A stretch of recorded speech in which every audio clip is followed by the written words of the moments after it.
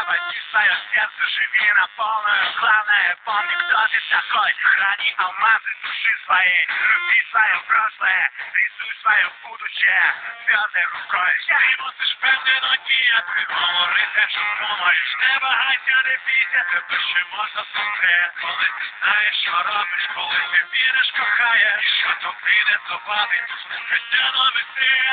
Догоним или не догоним. Радует, что чувствуем, а не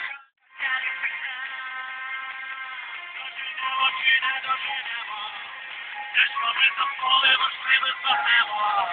Ми повідкриваємо історії небо. І це означає, що вона за нас. Догоним или не догоним. Доженемо чи не доженемо. Догоним или не догоним. Доженемо чи не доженемо. Новое время приходит, новое время. Теперь другие законы, и все зависит от нас. Мы принимаем решения в небесах наших мыслей. Мы начинаем движение прямо здесь и сейчас. Це має значення, хто ти, якщо ти чуєш, трохи воно живе поміж нами. Та єднає всіх нас. Тепер скажи собі, де ти, коли зустрінеш метр. Ми досягнули, повірили і не втратили час. Догоним или не догоним.